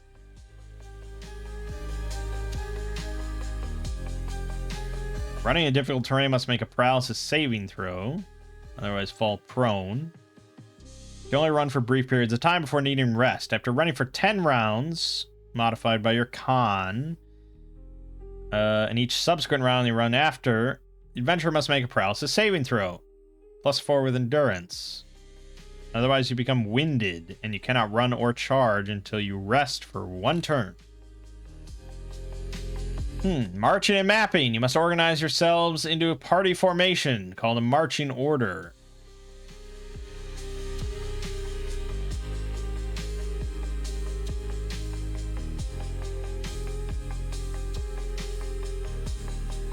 You can designate an adventurer as the mapper. He usually stands in the middle of the party formation. You must use both hands for mapping, must be within a brightly lit area, and suffers from the vulnerable condition due to distraction. Jeez. Mapper draws a map of the dungeon as the adventurers explore it, ensuring the group does not become lost and keeping track of the areas that have been explored. Typically, dungeons are mapped on graph paper with 1/4 inch square grids. Player controlling the mapper more than any other player must pay close attention to all descriptions of areas offered by the judge, as an error in the map could lead to difficulties or even harm for the group. Wow. Yeah, I've never seen rules, mechanical rules, for a player doing the maps. And it's really funny because I feel like I mostly DM for players that don't want to map anyways. Like, I only have one player that maps because he, like, feels he has to, otherwise they'll be completely lost. And so now with this, you'd add on, it's like, oh yeah, so your character is mapping as well. So you have to have both hands on your map and you suffer from the vulnerable condition. Like, fucking great. Well, I don't want to map. Fuck you.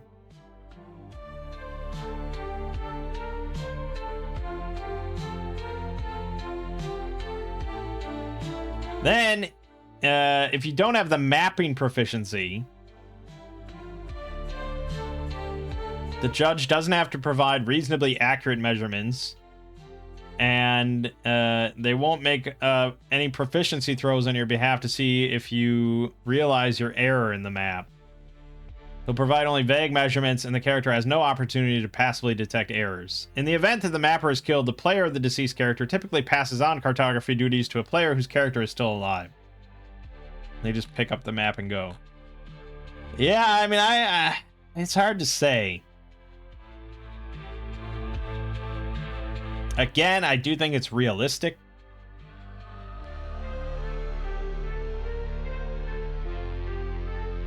But again, I DM for people that don't like to map. I don't know.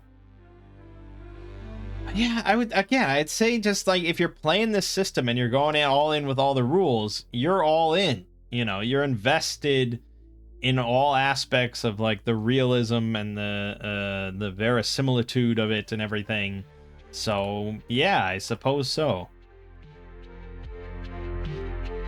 Torches last for 6 turns before burning out. 1 flask of oil can keep a lantern burning for 24 hours.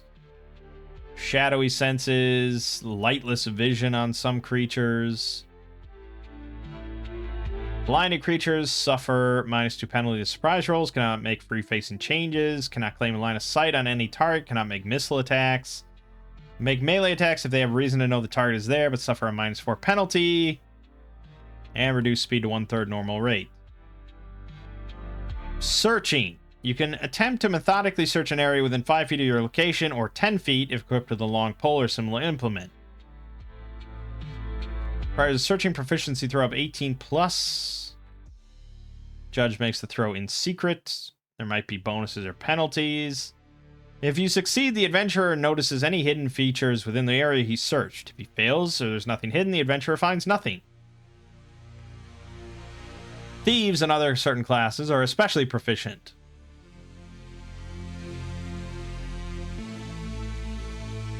Determined by his class level and proficiency choices, it might be as low as 1+. Thief gains a +4 bonus to searching when he methodically searches.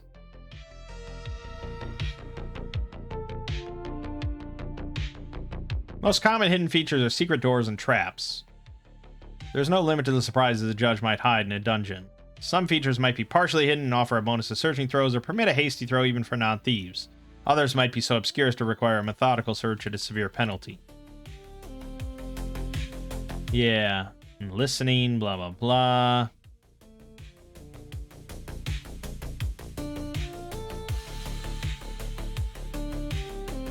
Yeah, it just seems unlikely for you to hear anything or find anything for most characters. Rules for breaking down doors and things like that. Rules for traps.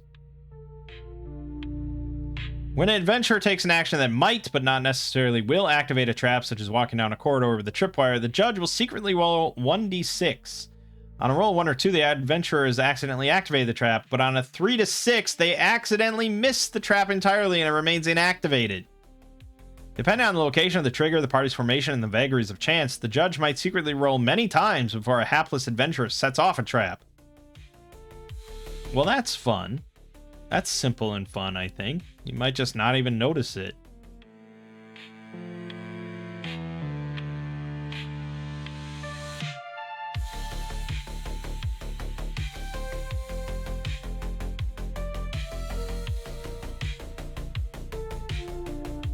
So, yeah.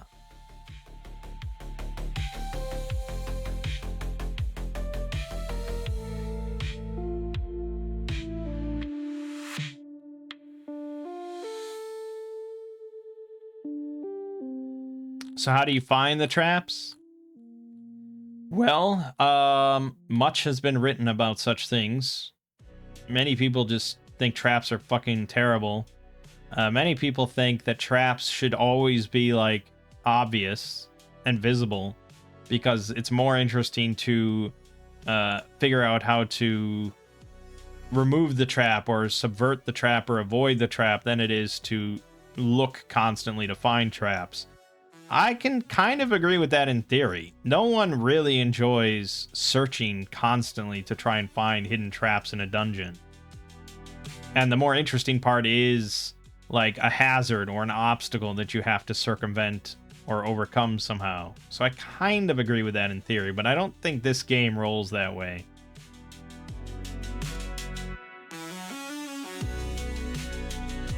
So you're either spending 10 minutes searching methodically within 5 feet of your location, or you can hastily search if you have a thief.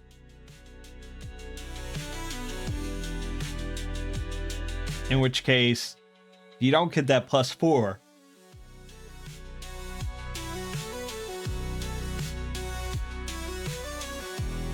A thief can automatically attempt to hastily search while moving at exploration speed or less. So the judge will just secretly make a proficiency throw on your behalf whenever you move within 5 feet of a hidden feature.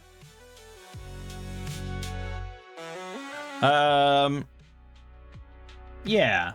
So, I mean, I don't know. We go to thief here. Let me just look. Yeah, so the thief is really kind of valuable. I probably should have went with a thief instead of an explorer, because thief gets just progressively better at all these good, important activities. They feel kind of invaluable.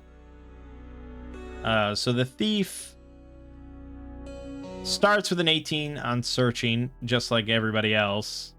But if they're searching methodically, they do get a +4, and nobody else gets that. And by the time they're level 5, they're rolling 14 plus for searching, so on and so forth. And there's probably proficiencies that they could take. Trap finding. Yeah, trap finding is probably a relatively big one.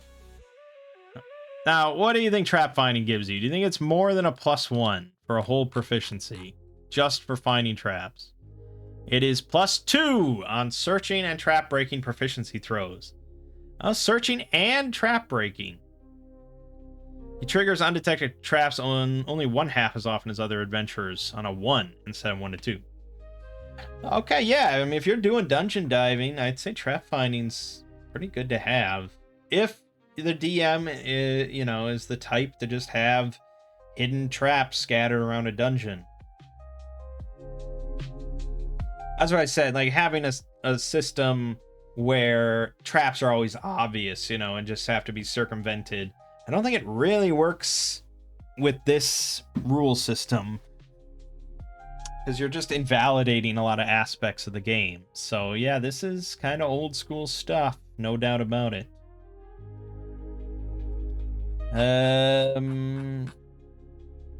Caving and spelunking. You can climb, all sorts of climbing stuff. Crawling traverse.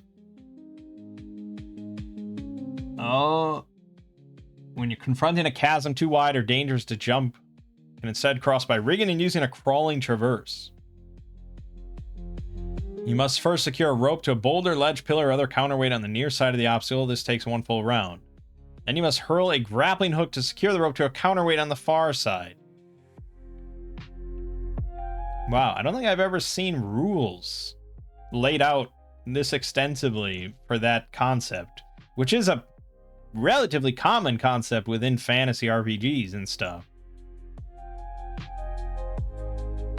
So again, it's like, oh, well, we're at this big chasm and we want to try and throw a grappling hook over to the other side to get a rope going. It's like, well, I'm glad you say all that. That's excellent, because I have an entire rules section detailing it. Balancing traverse. This is when attempting to move along a precarious or narrow path. Again, plenty of rules. Belaying. Can provide security to subsequent climbers by belaying rope to them in readiness to break a fall. Jumping and leaping. Squeezing. Swimming and drowning. Rest and recuperation. Delving into dungeons is physically demanding. All adventurers must rest for 1 turn for every 5 turns of exploration and combat. If the adventurers proceed for more than 5 turns without stopping to rest, they become winded. Cannot charge or rest until they rest for 1 turn. Adventurers with endurance do not need to rest, can stand watch, search for hidden features, or undertake other actions while their party members rest. Again, it's all very codified. It's all pretty mechanical. That is,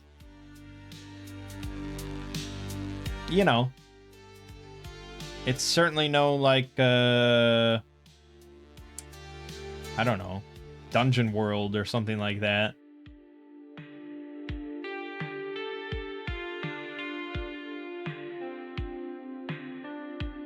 And so, yeah, everything's broken up into turns, and I'm familiar with that concept.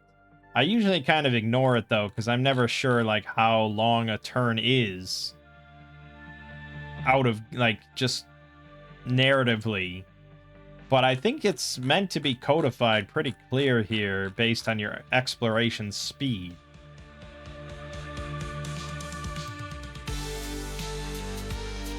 Measured in feet per turn. And I assume you're moving, like, based on the slowest member of the party. So our slowest member, I think, is Barizon, who has 8 encumbrance. So his explore speed is 60 per turn.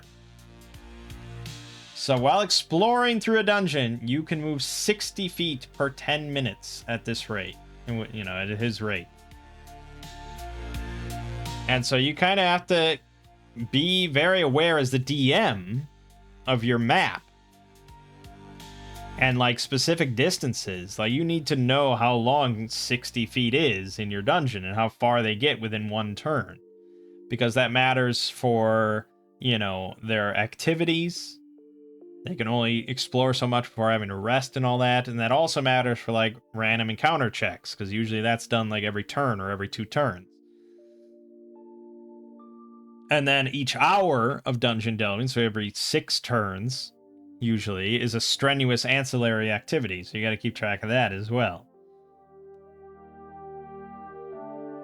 I think by this point, most people would be quite aware of whether or not they're interested in Axe or not. I'm still interested.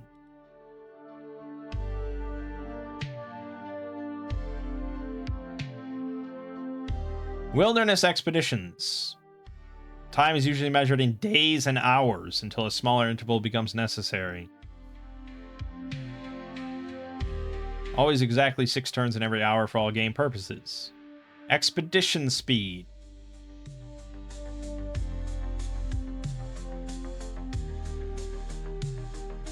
So yes, this, again, 6-mile hexes and all that is the default thing. So with a 60 feet exploration speed, which is what we have, we can move 12 miles per day, which is 2 standard hexes, and equates to 1.5 miles per hour. Not super quick stuff. Table assumes the party is dedicating the day to travel, 8 hours of intense marching, and the remaining 4 hours of daylight allocated to ancillary activities. If you want to travel faster than the expedition speed, you can do a forced march, which is 50% increase. So then we could go 18 miles per day, or 3 hexes if we wanted. Obviously, if Barizon and this party was going to be traveling a distance, we would have a mule or something. But, I don't know. I wonder what the mule speed is. Oh, I'm sure it says that, actually. Should we take a moment to find out? Let's see here.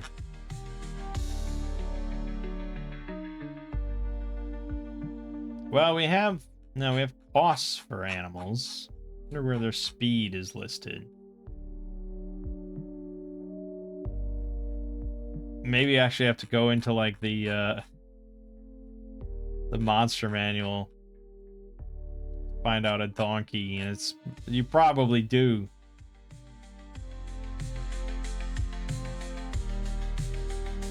Alright, here we go. Domesticated animal. Let's say a mule. They have a speed of 50 feet / 150 feet. Okay. That seems good. It's a little abstract.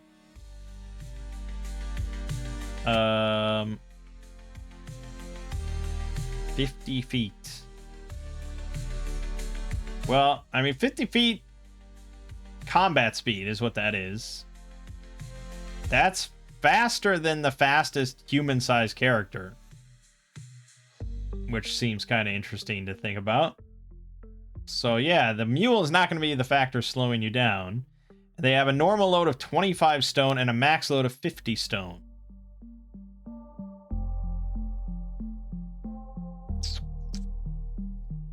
Normal load of 25 stone, max load of 50 stone.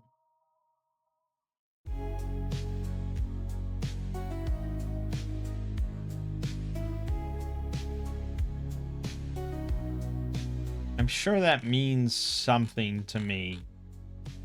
They can hold up to 25 stone without being encumbered?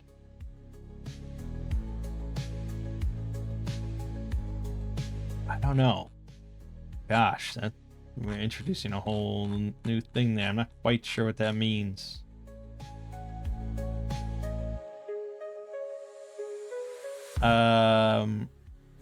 They can also be taken to the depths of a dungeon to aid in transporting equipment or treasure, and their movement multiplier in mountain hexes is ×2/3 instead of ×1 ×2.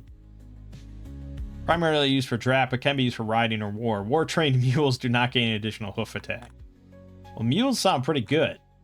How much should we say a mule was? We've got money. We've got money. We got 60 gold from our mage. We can buy a mule. Mule draft. 20 gold pieces. There you go. We buy a mule. We load him up. Bring him into the dungeon with us. Good to go, baby. Then we can really dump all this shit we don't need to have on us. We can get Barizon's encumbrance down to get that swashbuckling bonus. Baby, we got a stew going.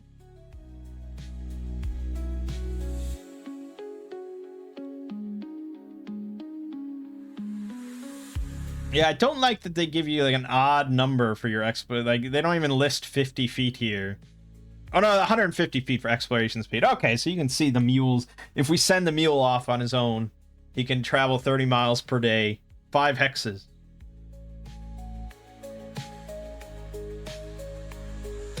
Combat speed and running speed are 3 times faster in wilderness than in the dungeon, measured in yards instead of feet. And this is further modified by the speed multiplier for the terrain. Adventurer with a combat speed of 40 feet has a combat speed of 120 feet in the wilderness, but reduced to 60 feet in swamp. Yeah, you know, you start getting into that kind of stuff, and that's when my eyes glaze over a little bit. When you start doing a lot of math, it's like, okay, I feel like we're getting a little far. We're getting a little too far here. If I have to start calculating speed multipliers because they're in, you know, the forest and thinking about all their different speeds, but this is specifically in combat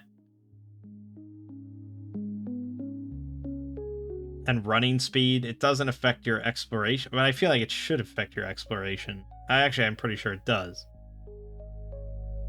Yes, that also affects exploration.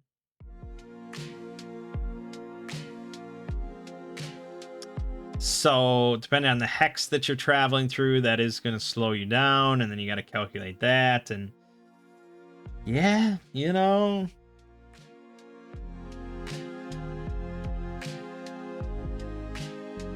You need a marching formation, you're going to be mapping, blah, blah, blah.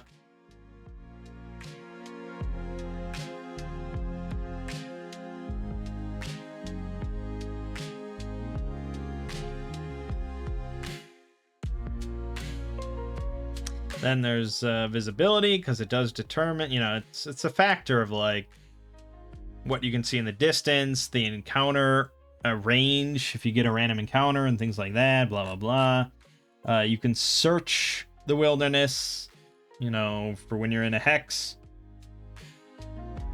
You might try and search for something. You know, when we did solo RPG stuff, we've done plenty of that, trying to find something specific within an area. Obviously, this is more mechanical than what I usually do.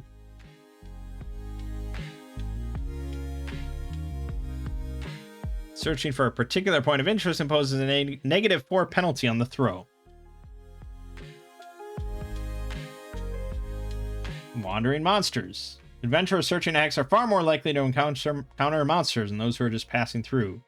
Trigger 1 random encounter roll per hour while searching. Huh. If you split up into smaller subparties, you can search a hex much more rapidly, each getting a separate searching throw. But they're each subject to random encounters separately and must deal with the encounter on their own. Never split the party. Land surveying. You can attempt to assess the total number of points of interest in the hex based on the lay of the land, evidence of cultivation, and other factors. Jesus. Navigating the wild. If you follow navigable rivers, roads, or other well-established routes, you're usually safe from danger of becoming lost. Most adventuring expeditions eventually head into untamed and unmapped wilderness, where it's easy to become disoriented. Judge must make a navigation proficiency throw on their behalf at the beginning of each day of travel, using the target values listed in the table below, depending on your terrain. Very easy to get lost in the jungle, pretty hard to get lost in a grassland.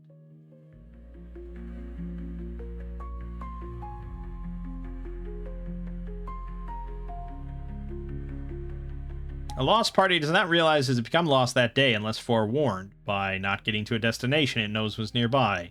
Otherwise, the party simply strays off in an unintended direction without realizing it. The judge determines in which direction the party is strayed on the hex map, either based on landmarks and terrain or randomly. Rolling a 1d6.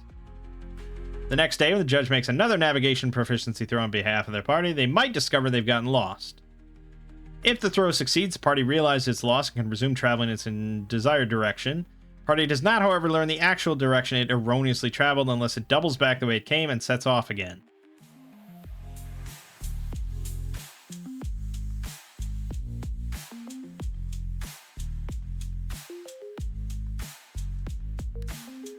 So yeah, it's like, okay, we were heading northwest. Then we apparently got lost. We don't know what direction we went in. So they might have gone like northeast from that hex.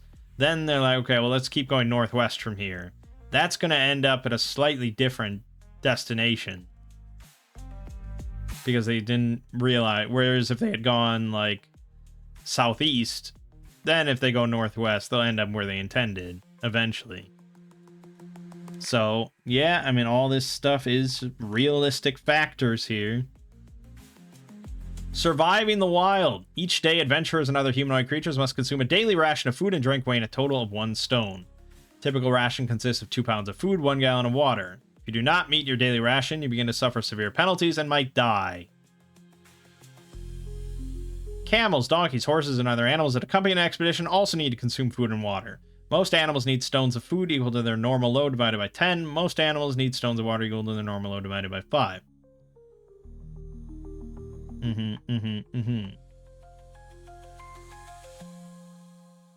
After 1 day with less than full rations, you become hungry, suffering -1 penalty on attack throws, proficiency throws, saving throws. 2 days without any food, or 5 days with an average of half rations, you become underfed. You cannot force march or heal wounds naturally. Eating enough food for a day, over the course of the day, not all at once, ends the hunger and or underfed condition. After 5 days of being underfed with no food, or 10 days with half ration, you become starving. You cannot force march, heal wounds naturally. You lose 1 con each day until your con reaches 0, at which point you die. Dehydration. 1 day without any water, 2 days with less than half water, 5 days with less than full. You become dehydrated. Cannot force march, heal wounds naturally. You lose 1d6 con each day until con 0, at which point you die. Lost con recovers 3 points each day. Gather firewood and water by foraging. So on and so forth.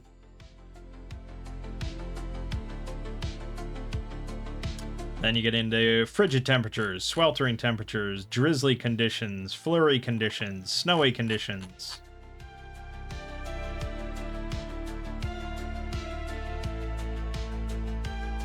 Characters should reduce their encumbrance to 0 to guarantee restful sleep. Characters who sleep in armor or otherwise do not lay down their arms, armor, and equipment must make a throw of greater than their encumbrance, or the sleep is not restful. Takes 1 full round to don 1 stone worth of armor or equipment. I mean, that doesn't sound that bad. It's definitely nicer than Shadow the Weird Wizard, where if you're wearing any armor, you don't get any benefits from sleep. Here, I mean, a throw of greater than their encumbrance. So, I mean, if you're just wearing your armor, that's like 2 or 3. You'll probably make that. That's surprisingly generous? I don't know. I guess maybe it's not that bad to sleep in armor. It's just not great. Yeah, so all of that continues to hammer home the point of just like, this is entirely a system that requires all in from the DM and the players. You know, this is a system where the players need to be entirely forewarned about the level of detail and commitment required here, you know? Of, look, we're going to be, this is going to be a slow-ass campaign. You know, this is going to be a realistic campaign. We're going to be tracking, you know, many different things, many different elements, many different mechanics to try and realistically simulate travel and exploration and combat and all that stuff. We haven't even gotten to the combat rules, man.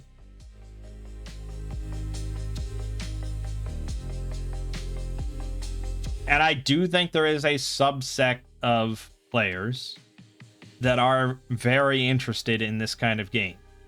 You know, they want to know the exact effects of it being drizzly. You know, and they want that to impact their ability to forage firewood and stuff like that. They want all of these mechanics to be modeled and implemented by a dedicated DM, and they also want to be dedicated as players. But I think that's a pretty small percentage of TTRPG players. So, you know, Axe, I've heard it. I think actually they talked about that like on the I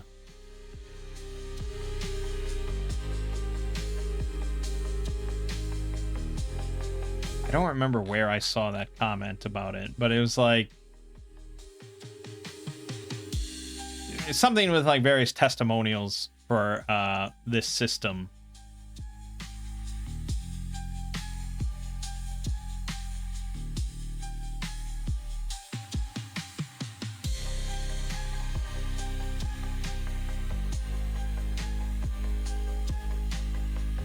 I don't remember where I saw it. But basically, like, this is like the definitive OSR game. Like, this is the pinnacle of the development of old school D&D. You know. And I'm not sure if that's really the case. I think it's the pinnacle of a certain concept. A certain, like, genre of old school D&D. Maybe this is the pinnacle of, like, what, like, Dave Arneson intended for his role-playing game. You know, maybe I could see that, I guess. But I don't think this is the end-all be-all for, like, okay, if you want to get into OSR, there's really only one best choice, and that's Axe. You know, I don't think that's the case. Because I think Shadow Dark is on a very other end of the spectrum here, and fulfills what I think a lot of other players are looking for in an OSR game. And then I think there's a lot in the middle that's just like, that works for people. So I don't think there is one size fits all. And if there is a one size fits all, I really don't think it's Axe. Just because of, I mean, how could it possibly be? No game with this many rules is the one size fits all.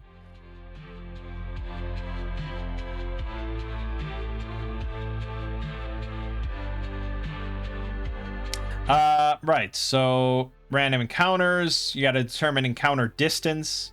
This is an important aspect because not every encounter just takes place within like 20 feet from you, you know? And the distance of the encounter does determine a lot of how that encounter might go, because I think a distance of 10 feet or 20 feet from you is a lot different than seeing something 80 feet from you.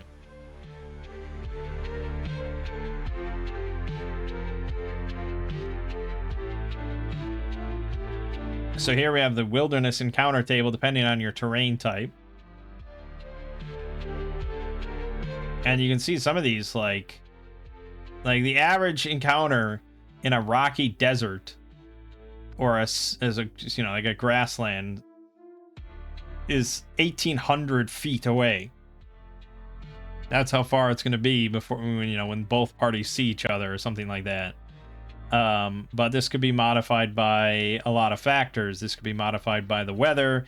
This could be modified by the size of the group, things like that, or the size of the creature, things like that.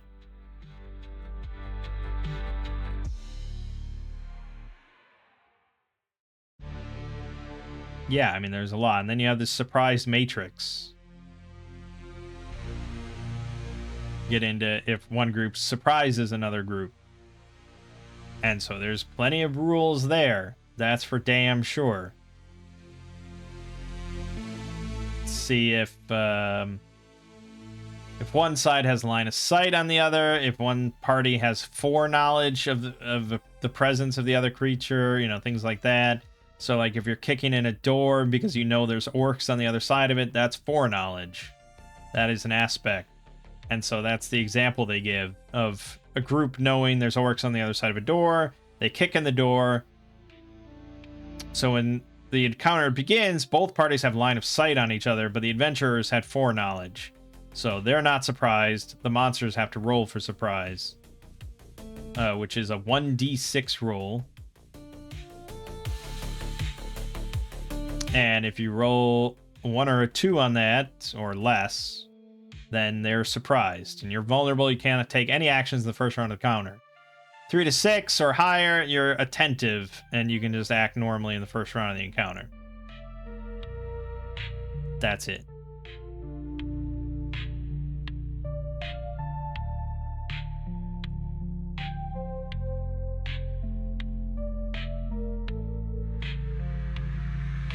Yeah, plenty of rules.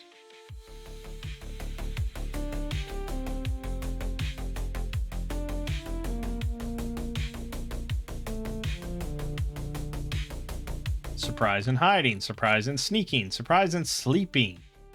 Creature which is taking restful sleep at the start of an encounter does not roll for surprise. Instead, it begins the encounter slumbering. Slumbering ends immediately if the slumbering creature is attacked, damaged, or moved. And it ends automatically at the conclusion of the first combat round in which a noise is made loud enough to be within earshot. Then there's evasion, because there might be circumstances where adventurers can evade an encounter entirely. Dungeon encounters occur at such close proximity that evasion is impossible. The party can run away during the course of combat, but that's not evasion. So this is more wilderness stuff. And you can roll on this whole throw table to see if you avoid an encounter, so on and so forth. Having an explorer is a big factor there. You get a +5 bonus on the roll in wilderness, in familiar territory. So if you're in the wilderness, you probably want an explorer, because otherwise much more likely to be encountering bad shit. Then we get into reactions. So this is how you determine if there's some sort of nebulousness about how another party, another group, another creature, whatever, might react to the party's presence. So this is usually just going to be modified by the face of the party, whoever has the highest charisma. So having a character in the party with an 18 charisma is pretty good for avoiding some hostile situations. And it can be modified by other things, and it can be ignored entirely, depending, you know, again, like, if the encounter is orcs, you know, and orcs are just kind of in battle mode, and, you know, the whole situation is kind of a war or whatever. I mean, you're not going to roll a reaction. Or if, you know, our crusader bursts in with his holy symbol into a den of evil, like, there's not going to be a reaction roll. You're not going to try and determine if they're friendly. So you don't always do it, but it does come up quite a bit, and many players that should utilize it, or many DMs that should utilize it, just ignore it. And everything is just hostile. But it's generally much more interesting to have, like, neutral, and it's also much more realistic to have neutral. Most things don't want to just fight to the death if they can help it.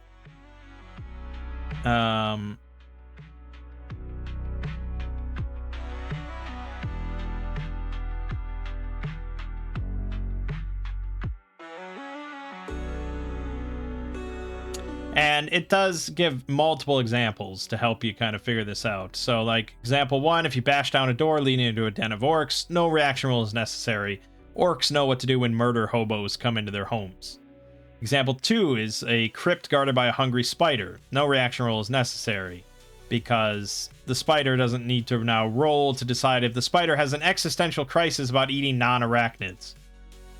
Example 3 is the party is arguing about the dungeon map when it encounters a pack of orcs from a random encounter. That is generally exactly where you make a reaction roll. They might just be immediately hostile and just attack you, but, you know, if the party's face steps forward and says something and wants to not have a hostile encounter, you know, then you get a reaction roll, and it might be positive. That is the downside of having, you know, your face be like a crusader of law and order that just crushes all chaotic and anything hostile to order. Because it'd be like, well, no, I wouldn't try and parlay with these fucking orcs. We're here to slaughter them. It's like, okay, well then fine, you know.